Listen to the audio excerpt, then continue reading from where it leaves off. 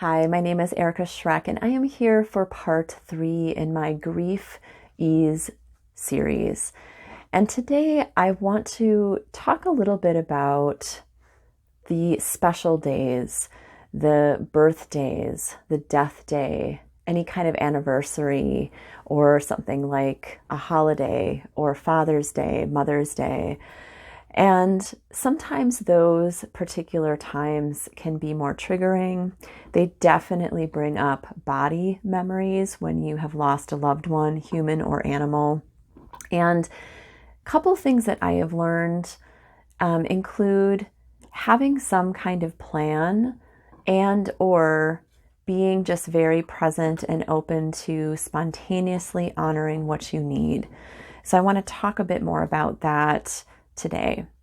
So when you have a holiday coming, for example, the time that I'm recording this video, I'm getting very close to the death day of my father, who will have died. It'll be 23 years that he died suddenly at age 48 of a heart attack.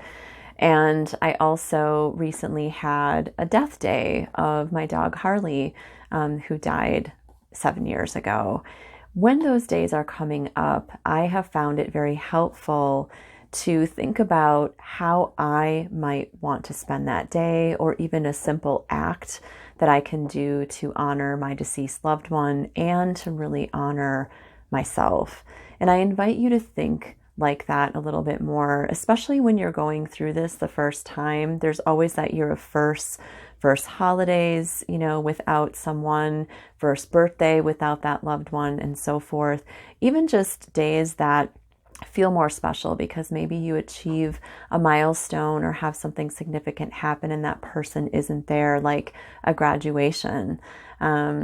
So it's helpful to think about what is going to feel best for you and how you and maybe others in a family situation or siblings or friends, if that is considered, not always, what is going to help you feel held and safe and secure, and even bringing out some of the sweetness. And that's up to you.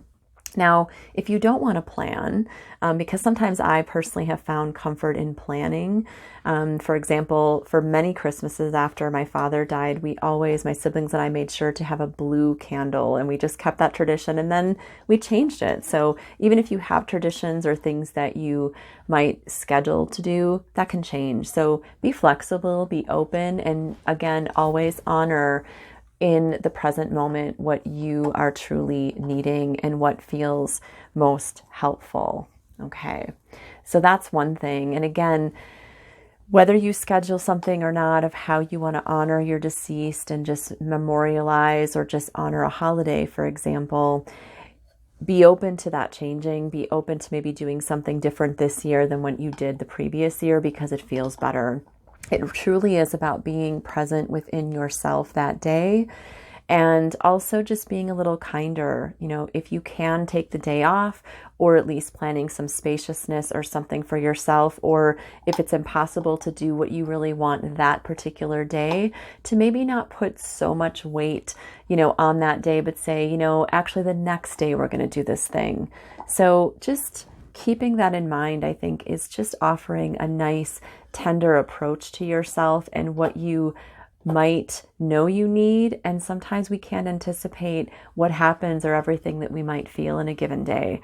One time I remember my sister and I were going to, honor our dad in this one way. And we both got to the day and we just kind of felt like, I love you and I don't even want to get together with anybody today.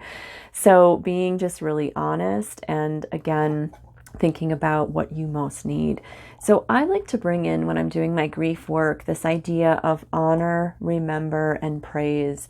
And when we keep that in mind for our deceased loved ones, how can you honor your deceased loved one? Is there something that you can do that feels, even just lighting a candle or bringing flowers to a grave if that feels good, or, having a certain picture or photo up within view. Okay, remembering means telling memories. And as the years go on, you might even be able to laugh a little bit more, bring in the lighter memories. But whatever's coming up for you, again, just honoring where you're at in your remembering. And praise just means, what's the gratitude you have in your heart for this being who is no longer on the planet? How can you praise this being and just feel all of the gratitude and the love? So that's what I wanted to bring you today for today's installment, and to just make us and invite us to be more aware of those special days. And sometimes there can be a lot of dread, and that is also, just what you might be feeling. Having some anticipation of it though, and again, it doesn't have to be planned down to the minute, but it maybe every year I find now I feel like, well, on that day, I think one thing I really want to do for myself and for my deceased loved one is this, and I do try to make that happen. So I'd love to hear in the comments if you can relate to this and what you might do on special days. Blessings on your journey and ease for your grief. Be well.